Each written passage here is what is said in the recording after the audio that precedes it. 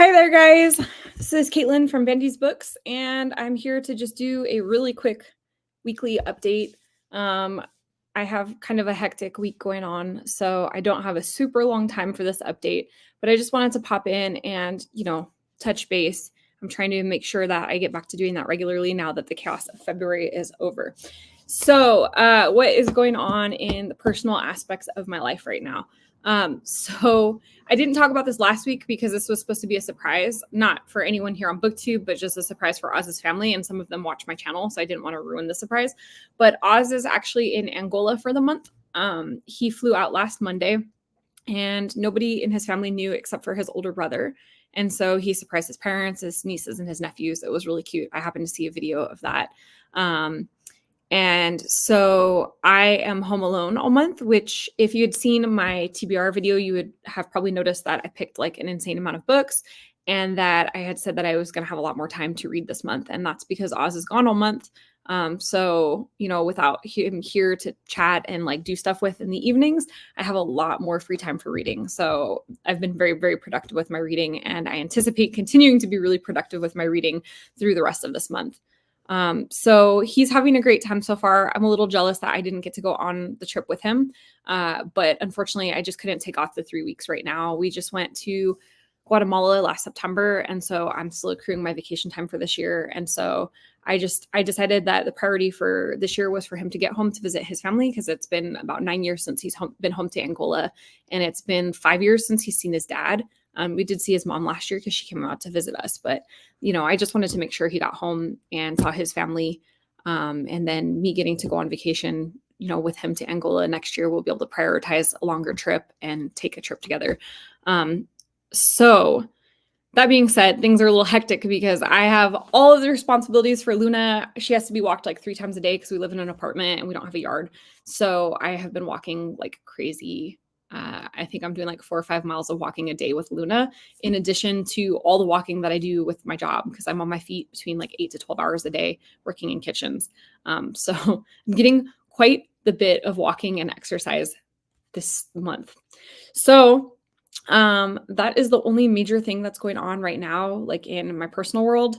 It's just a lot of work. I picked up some extra work this morning, so I'm actually a little extra busy today.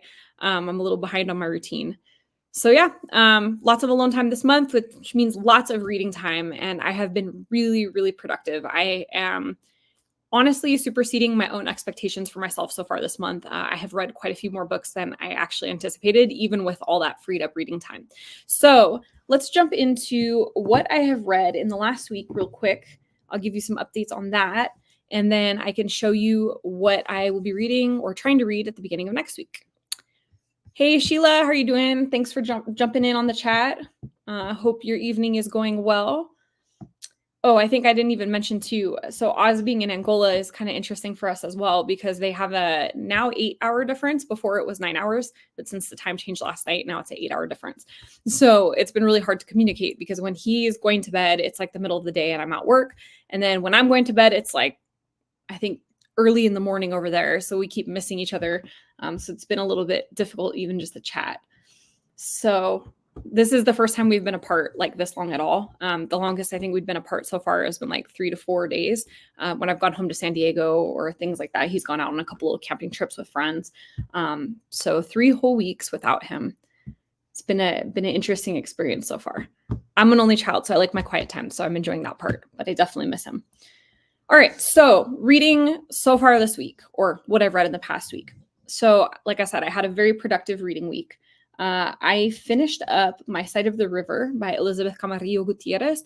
This is a memoir of Elizabeth's life. Her parents were immigrants to the United States, and then they went home because their visas had expired, and they tried to come back legally. They were here legally in the first place, and they tried to come back legally, and they were denied. And both of their children were American citizens. And so they were left in this precarious position of, do we leave our teenage daughter in the United States by herself to pursue her education? Or do we force her to come back to Mexico and finish school in a language that she's not fluent in a culture that she's not like grown up in? And like basically, they recognized that she had possibly more opportunities here. She could get into college and whatnot. And so they made this like impossible decision to leave her behind with a teacher. And this memoir is very touching and very moving. So I grew up very, very close to the Mexican border. My parents live like 15 minutes north of the border in San Diego. And so this is unfortunately not a super common occurrence, or not a super uncommon occurrence where I grew up. And it was really sad reading her book, and really touching and infuriating. And like, she overcomes all these obstacles, and it's pretty impressive, but it's like so angering to think that somebody should have to go through this process. And the mild rumpus is joining. Hello, you're over in New York, so let's see. It's about 8:00 your time, I think. So good evening over there as well. Thanks for popping in. Oh, Trudy Johns. Hi there. Hope you're having a good night. It is a good night so far. It's been a little bit of a chaotic day. I picked up an extra work shift today, but it's good. That's a good thing. So good night now. I'm relaxing. I took Luna out for a walk, decompressed a little bit, and now we're talking books. Okay, so My Side of the River, I finished that one. And then I read My Men by Victoria Kyland. This is a translation, and this is about the first female serial killer in the United States. This is very like literary type fiction. I don't know that I loved this one. I think the writing style was really interesting. I think there were some cool things done with it. I think that the author was trying to humanize the woman that was a serial killer, Belle Gunness, by giving her these like very emotional motivations. And I don't know if I felt like it rang true to what I know of serial killers. Not that I know serial killers, but like I've read a lot of books about serial killers, and I feel like this woman was probably more likely like psychopathic or sociopathic. And instead, this woman tried to like make her this very emotionally complex person. And it just didn't really, for me, it just didn't really work. But it was an interesting book. I mean, it was, kind of literary experimental. Then I read The Jinn Waits 100 Years by Shubnam Khan. So this was a book that was featured by Aardvark earlier this year. It's kind of a fantasy romance. And this one was actually really enjoyable. So it's about a family, a man and his daughter, and they end up on this like island off the coast of South Africa. And there's like an abandoned mansion. And the abandoned mansion has become like home to misfits. So there's like a whole group of people living within this abandoned mansion. And there's a jinn that haunts one of the rooms in the mansion. And so this young girl kind of is trying to figure out the history of this household, why all of these people are living there, why this jinn is there, why this house feels so like oppressive and depressing. And it was a pretty well done story. I think overall I enjoyed it. There was a romance subplot, which is not always my favorite, but I think that this one was well done. There were a couple little things here and there that like, I would have changed this or that, but overall I thought it was a good story. Then I read You Dreamed of Empires. I don't have the copy sitting right here, but I got an ARC of this from Riverhead Books. This was one of my most anticipated reads of the year. Mild Rumpus sounds interesting. I think that's for My Men, the one about the serial killer. And it was interesting. It was an interesting premise for sure. So You Dreamed of Empires by Alvaro Enrique. This is another translated work. This was translated from Spanish to English. Honestly, had I bought the book for myself, I would have bought it in Spanish and read it in Spanish, but I was sent a copy by Riverhead of the recently translated version, and so I read the translated work. This is kind of an interesting book. So it is about the conquistadors coming into Mexico, into Tenochtitlan, and like confronting the Aztecs. And we have this kind of interesting sort of a stalemate where they're in the heart of the Aztec like city, and they start to realize like, we're surrounded and we might be trapped. And it's kind of the dynamics between the conquistadors and the Aztecs if the Aztecs were winning. And I felt like this was a really, really interesting concept. I loved some of the stuff that this book did. I thought the characters were really interesting, but I feel like the author broke through the story a lot, like intentionally so, where he would like stop in the middle of the storytelling to give you some notes on history or like, a note on pronunciation, different things like that. And for me, I didn't love that. I liked the overall story, but I didn't love the like breakthrough of it. I felt like that kind of just took me out of the story whenever that happened. And I wish that had not happened. The notes on the pronunciation were super interesting. But otherwise, like, I would have preferred to just read the story. And then I got to the first of my mammoths, which is A Brief History of 7 Killings by Marlon James. This is about the murder of Bob Marley and then a bunch of killings that came after. This was a interesting book because it is written in the way that people speak. And so you have a lot of different characters from a lot of different places. And so you get a lot of different like accents and dialects. And some of them are harder to understand, especially if like you're not super familiar with Jamaican accents, which I am not. So it did take me a little bit of time to adjust, but I thought overall this book was really interesting and very complex. In the beginning, I was really confused trying to put all the pieces together and figure out who was doing what and why, but it's really interesting. So like Bob Marley is the center of this story because everything revolves around this killing of Bob Marley. But Bob Marley is never actually even mentioned by name. They just refer to him as the singer throughout the book. And then you have like how that like set up to that led to some killings, how that killing happened, and then all of these killings that followed afterwards. It was kind of a depressing book, but really interesting, really well done. This was my first time reading Marlon James. And so I think I will possibly be checking out some of his other works. I know that he can be kind of a hit and miss author. A lot of people that I know that like his writing have said like some books are really good and some are a little, not so much. So we'll see. I've been wanting to read his recent series that came out. I think it's like Moon, Witch, Spider, Tiger, or something like that. I'm pretty sure I didn't get the right words, but that one sounds pretty interesting. And then I got to 2 books for the BookTube prize. I had 3 books left, so I still have 1 more. I can't really talk about those right now, but they were both nonfiction. They're very interesting. I liked both of them. I liked one better than the other.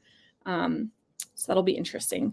And then I read The Furrows by Namwali Serpell. I actually just finished this morning. This was an interesting book for me. So I have another book by Serpell on my TBR called The Old Drift, which I've heard really good things about. And I picked this up off of a sale rack a while back. I had been wanting to read it. This is about grief, and it is an experimental fiction. So we have a young girl who witnesses the drowning of her brother. He drowns while they're at the beach. He gets like dragged out into a riptide, and she tries to save him. She drags him back to shore, and then she passes out, and his body disappears. And there's some question about her story and what happened. And her mom is like suspicious, I guess. Her mom kind of thinks that the brother is missing or like there's incongruencies with the story, and she suspects that the daughter did something to the brother. The daughter vividly remembers like the brother dying and seeing him being swept out. But it's interesting. So this book is kind of split into 2 stories. So the first half of the book follows the sister post death of the brother. And it's interesting. This narrative keeps changing. It's a little bit repetitive, but there's a reason that it's repetitive. And then in the second half of the book, this follows a gentleman who relates to her brother in a very unusual way. This is one of those books that I feel like is like really highbrow and intellectual. And I'm not sure that I necessarily got everything that this had to say. I got a lot of the musings on grief and the connectedness that we sometimes feel with people just for no reason. And I mean, I think I got a lot out of it, but I don't know that I got everything. I think there are definitely things that went over my head. And reading reviews, as soon as I finished this, I read some reviews. And it seems like that was a common refrain that like a lot of people felt like they were missing things, that like the writing is beautiful. Technically it's proficient, but there's just like so much like stuff happening within it, so many themes being explored that it's like easy to kind of skip through things. So I think that's everything that I've read this week so far. Let me just check one more thing. Oh, I also read Hangman by Maya Binyam. This was one of the books for the Women's Prize. This is the very first Women's Prize long list book that I have read so far. And it was a really interesting start. I'm not going to review that in any depth here because I will be putting out like a full-scale deep dive review later this week. But suffice it to say, this was a really interesting start. I wasn't sure what to expect with this book. Honestly, when I started it, I was like, I don't know if this is going to be for me, but I wanted to push through because I have a goal of reading every single one of the long listed books for the Women's Prize and then reviewing it. And I'm glad that I persevered because this one was a turnaround for me. It definitely started to get more interesting once I got to the halfway point. I think it was a little bit dry and struggly through the first bit.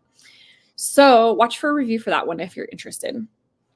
And then as for what I plan to read this week.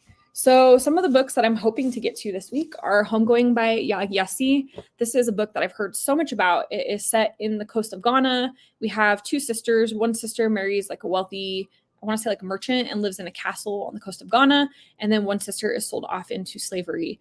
And I think this book follows the 2 sisters and like the trajectory of their lives. I have heard nothing but rave reviews. I don't think I have ever heard anyone say that this book was bad. So I'm really looking forward to reading this one. So I think that's going to be a priority for next week. And then I'm hoping to get also to The Bullet Swallower by Elizabeth Gonzalez James.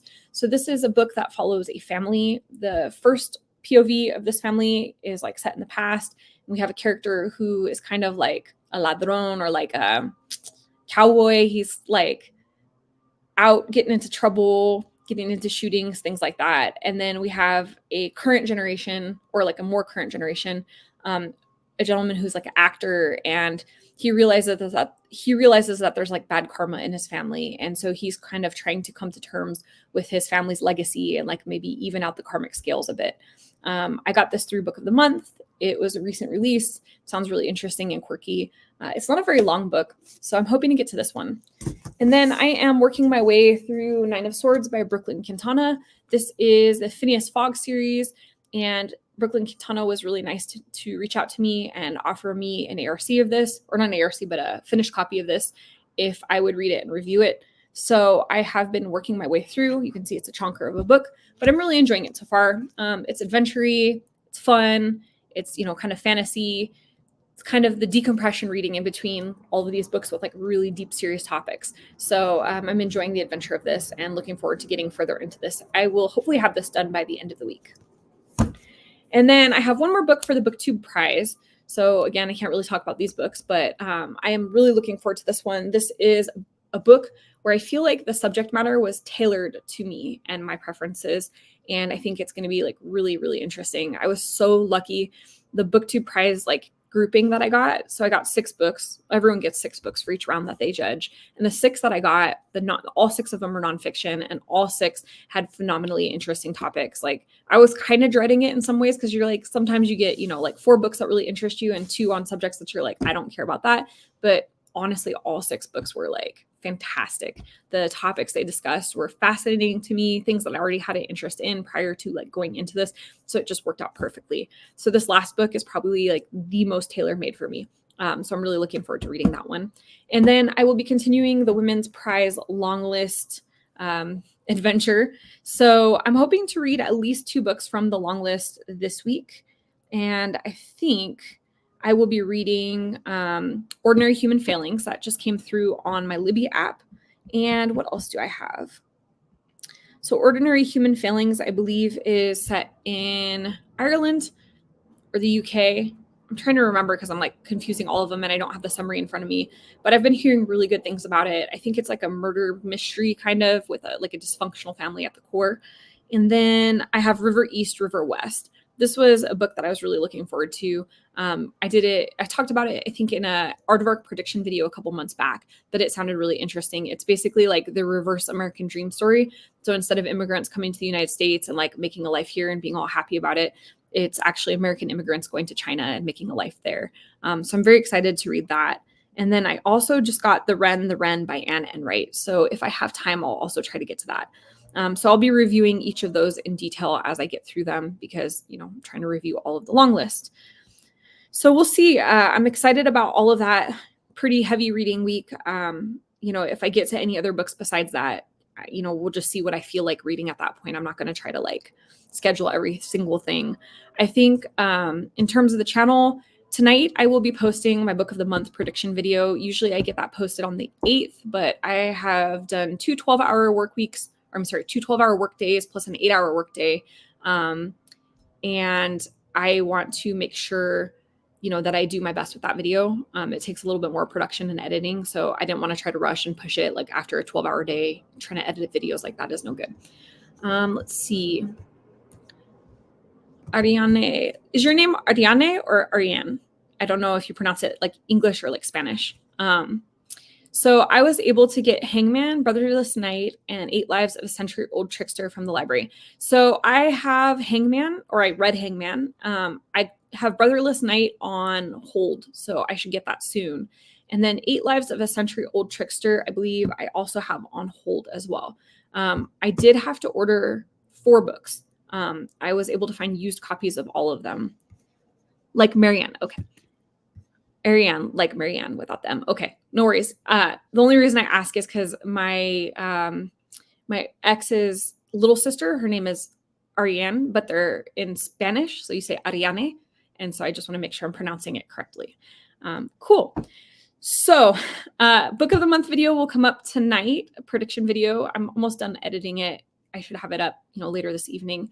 Tomorrow, I'm hoping to get up my aardvark prediction video. Tuesday, I'm planning to get up my Girl Scout cookie tag. And then after that, I'm not sure. I'm thinking I'm going to be doing a reading vlog. I have like a whole 24 hours to myself. My partner is gone in Angola. There's really nothing to interrupt me. So I was thinking about doing like a whole 24-hour, just like read, relax, rest, kind of a restorative reading vlog. So we'll see if I have time to shoot that. And then I will be also putting up videos reviewing any of the Women's Prize books like in detail. So I'm looking forward to doing that. I hope that I will be able to get, through the majority of them. Good videos coming up. I'm trying. I have so many ideas. This is always the frustration, is I have like a million ideas for what I want to put up and not enough time to put them all up. On average, like my book of the month video takes probably 4 to 5 hours of researching, going through all the new releases and everything. And then it takes like an hour of writing out the script.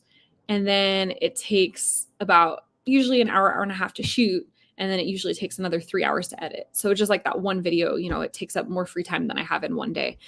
So I'm trying to use my time while Oz is gone very wisely to shoot and record and edit as many videos as possible. More videos, always good to hear. Looking forward to it. Thank you so much, Sheila. I really appreciate all your support. Sheila's been with this channel for such a long time, and she always leaves comments and things. It's so nice to see familiar faces. Manuscripts in the margin. Looking forward to hearing your take on the Women's Prize long list reads. Yeah, I'm excited too. I'm a little nervous because this is my first time ever trying to read an entire long list for a prize. This is like something that I only started to get into in the last couple years. I never really had been exposed to like literary prizes too much prior to joining BookTube. And even like my first year on BookTube, I didn't really get into it too much. But a lot of the channels that I follow all of the literary prizes. And in particular, I've been like exposed a lot more to the Women's Prize and the Booker Prize. And so I thought this year that I would maybe not try to do like all the prizes or like get into all of the content that could be done for it, but just try to kind of dip my toes in the water and see how it goes. Are you reading any of the nonfiction long list? I can't remember if you talked about this. I am not. And the only reason I'm not doing that is because I'm reading so much nonfiction right now due to the BookTube prize. Like I read 8 nonfiction reads last month. So I think if I added any more nonfiction to it, I would probably just be reading exclusively nonfiction. And while I'm really, really enjoying reading more nonfiction, I don't want to read just only nonfiction. And I also have way too much on my plate. So I just kind of had to prioritize. So I chose to prioritize the fiction long list. I will be looking through the nonfiction one though. And if it crosses over with any of the nonfiction reading that I'm doing, or if there's like enough books that I've read, I may do like a video just talking about the ones that I've read. But I just don't think I will realistically be able to read the whole nonfiction long list and the fiction long list, plus do the BookTube prize, plus do all of the regular reading that I'm doing. I have like a buddy read this month. I have 2 book club reads, and then I have all these books that I've picked out for different readathons. So I just want to not try to overwhelm myself, because if I tried to do both long lists, I think I would never sleep. I already don't sleep enough as it is. So I think that's everything going on. Wow, there's people jumping in. I feel bad because I'm just about to cut off. But yeah, so good reading last week. I've got a lot of good reading planned this week. I've got another like 2.5 weeks before Oz gets back. So I'm hoping to get through just a ton of books. And I'm really, really enjoying all of this reading that I'm doing. And yeah, lots of good videos coming this week. So, be prepared for those. Keep your eyes open. And yeah. So thank you everybody for jumping in. I hope wherever you are, whatever time zone you're in, you're having a good evening, a good morning, a good afternoon. I hope that if it's Sunday for you, you're relaxing and resting. And if you're going into Monday, I hope that you start your week, full of energy and rested and ready to go. And I hope that this week is full of good reads for everyone. So thank you all again, and we'll talk soon. Have a good night, morning, evening, whichever, and bye.